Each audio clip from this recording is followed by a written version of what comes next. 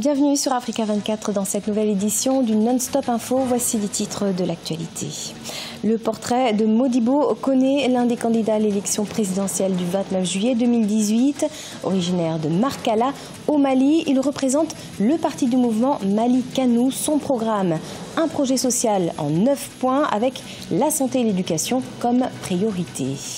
Au Sénégal, la demande de liberté provisoire du maire de Dakar, Khalifa Sall, a été rejetée ce 18 juillet par le juge de la Cour d'appel. Une décision contestée par ses avocats qui ont décidé de saisir la Cour de cassation. Et puis, l'Afrique du Sud a célébré ce 18 juillet 2018 son icône Nelson Mandela. 100 ans après sa naissance, son héritage a été ravivé dans la nation arc-en-ciel malgré les inégalités qui perdurent encore dans le pays. Mais tout d'abord, le président Joseph Kabila devant le Parlement ce jeudi 19 juillet en République démocratique du Congo. Un discours très attendu par l'opinion congolaise mais aussi par la communauté internationale. Le chef de l'État doit rassurer sur sa volonté de respecter l'accord du 31 décembre et la Constitution. Hors mandat depuis 2016, il devra s'engager à céder son fauteuil après les élections du 23 décembre 2018. L'Assemblée nationale et le Sénat ont également été convoqués. Ce congrès débutera à 15h, heure locale. Au Mali, à l'approche de l'élection présidentielle qui se tiendra ce 29 juillet, de nombreux candidats se sont déjà déclarés. C'est le cas notamment de Modibo Koné, homme d'affaires et à la fois homme politique. Il représente le parti du mouvement Mali Kanou. L'éducation et la santé seront ses priorités s'il venait à se faire élire, mais également la stabilité du pays. Le point avec Mokhtar Bari. Natif de Markala dans la région de Ségou, Modibo Koné, ancien directeur de la compagnie malienne pour le développement des textiles et ancien directeur des opérations de la BOAD, Banque Ouest Africaine de Développement, est candidat à la présidentielle du 29 juillet. Soutenu par le mouvement Mali Kanou, une coalition de plusieurs associations et partis politiques, Modibo Koné, dans son projet de société, propose un contrat social aux Maliens pour une bonne gouvernance. Je souhaiterais que l'ensemble des Maliennes et des Maliennes redeviennent eux-mêmes. C'est la base. Il faudrait que nous nous sentons. Il faudrait que nous consolidons notre existence de vivre ensemble tous les jours. Et cela pourra amener le Mali à vivre en paix. Mais cela aussi pourra permettre à cette patrie de développer une adhésion totale autour de notre agriculture de développement. Fort de ces expériences acquises à la Banque Ouest Africaine de Développement et la compagnie cotonnière du Mali, le candidat du mouvement Mali Kanou souhaite faire du Mali un pays où il fait bon vivre. Je propose de consigner mon engagement à vous servir dans le cadre d'un contrat social qui nous liera et qui comporte 9 principaux points détaillés pour apporter des solutions aux problèmes que nous avons identifiés et vécus ensemble pendant ces dernières années. Candidat à une élection pour la première fois, Modibo Koné compte sur ses multiples soutiens pour remporter le scrutin du 29 juillet prochain. Il est par ailleurs membre de la plateforme Les Bâtisseurs, un regroupement d'au moins 5 candidats. Nouveau rejet de la demande de liberté provisoire de Khalifa Sall au Sénégal. Une décision surprenante pour les avocats de la défense compte tenu de la décision favorable rendue par la Cour de justice de la CEDEAO. Ceux-ci comptent contester cette décision. Les précisions dans ce reportage de notre correspondant Eladji Ndiaye. La Cour d'appel de Dakar a rejeté la demande de mise en liberté provisoire du maire de Dakar, Khalifa Sall. Le maire continuera donc de purger à la prison de Rebeuss ses 5 ans de prison. Les avocats de la défense se disent surpris de cette décision de la Cour rendue ce mercredi 18 juillet au palais de justice de Dakar. Ce rejet annule aussi l'arrêt rendu par la Cour de justice de la CEDEAO le 29 juin 2018 qui était favorable au maire de Dakar. Nous ne sommes pas surpris par la décision qui a été rendue, nous ne la partageons pas, mais ce procès continue. Et ce n'est qu'à l'issue du procès qu'on saura vraiment si la Cour a entendu tirer les conséquences évidentes est inévitable de la décision rendue par la Cour de justice de la CEDEAO, ou est-ce que la Cour a entendu de façon subtile écarter cette décision, auquel cas cela nous ouvre la voie à d'autres recours.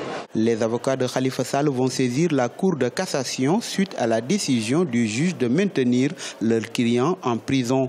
Selon les avocats de l'État, la défense de Khalifa Sall a mal interprété la décision de la CEDEAO. Vous savez, en fait, c'est une interprétation tendancieuse. Mais les avocats de Khalifa Sall savent très bien que l'arrêt de la Cour de la CEDEAO ne peut pas entraîner la libération immédiate de M. Khalifa Ababacar Sall. D'autant plus que la Cour elle-même ne l'a pas dit dans sa décision. La sentence de ce mercredi ne signifie pas nécessairement la fin de la longue procédure judiciaire du premier magistrat de Dakar, Khalifa Sall. Le procès en appel se poursuit. Il aurait eu 100 ans ce 18 juillet 2018. L'année du centenaire de naissance de Nelson Mandela a été célébrée en Afrique du Sud. 5 ans après sa disparition, Madiba a gardé son statut d'icône mondiale pour son combat contre l'apartheid et son message de réconciliation. C'est un sujet de la rédaction. Tour à tour, militant anti-apartheid, prisonnier politique et premier président noir de l'Afrique du Sud, Nelson Mandela faisait l'objet d'un véritable culte qui dépassait largement les frontières de son pays. Il avait été qualifié par l'archevêque Desmond Tutu, autre prix Nobel de la paix, pour son engagement contre le régime sud-africain d'icône mondiale de la réconciliation. Nelson Mandela nous a conduits depuis la sauvagerie du conflit et de l'oppression vers la terre promise, une terre de liberté, démocratie et égalité. Si le combat de Nelson Mandela pour l'égalité a entraîné la chute de l'apartheid, le pays demeure néanmoins profondément divisé, 5 ans après sa mort. Nelson Mandela a dit qu'il voulait une société arc-en-ciel. Et aujourd'hui, il faut quand même le reconnaître que le premier socle sur lequel s'appuie cette république sud-africaine, c'est justement cette nation arc-en-ciel. C'est une nation multicolore, multiraciale. Effectivement, il est grand temps de se pencher sur le deuxième socle. Or, il est manifeste qu'aujourd'hui, que la société sud-africaine est très inégalitaire. Les populations blanches ont toujours un sérieux pouvoir économique et il y a le problème de la terre. Malgré les divergences, Nelson Mandela continue d'incarner le rêve d'une nation arc-en-ciel. Ce jeudi 18 juillet 2018, Madiba aurait eu 100 ans. Confronté à une chute vertigineuse de la monnaie nationale, le président libérien George Weah annonce des mesures économiques contre l'inflation. Le dollar libérien a en effet chuté de 25% ce mois de janvier 2018. Ainsi, 25 millions de dollars seront injectés dans l'économie. Explication Aïssatou Bari. 6 mois après son ascension à la tête du pays, George Weah est confronté à une chute vertigineuse de la monnaie nationale. Il faut quelques 160 dollars libériens pour obtenir un dollar américain contre seulement 100 dollars en juin 2017. Ainsi, un montant de 25 millions de dollars sera injecté dans l'économie afin d'éponger la liquidité excessive de dollars libériens sur le marché. Ces mesures incluront, sans toutefois s'y limiter, une injection immédiate de 25 millions de dollars américains dans l'économie par la Banque centrale pour éponger l'excès de liquidité des dollars libériens. Adresser un mandat à la Banque centrale pour une réglementation plus efficace des bureaux de change et pour également effectuer une surveillance plus accrue des banques qui sont sous sa responsabilité. Le dollar libérien s'est déprécié depuis 2013 à un rythme qui n'a cessé de s'intensifier depuis 2016 pour atteindre 21% contre 17% en 2018.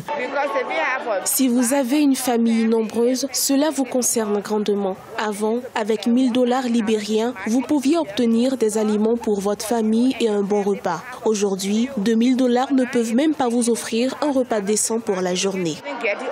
L'État libérien a mis en place un agenda axé sur les chaînes de valeur pour transformer l'agriculture qui représente 70% des emplois. La production commerciale d'huile de palme et la normalisation des investissements devraient soutenir des taux de croissance projetés à 3,9% en 2018 et 5% en 2019. Ce journal a été préparé par l'ensemble de la rédaction. Merci de nous avoir suivis. Dans quelques instants, une nouvelle édition de l'actualité sur Africa 24.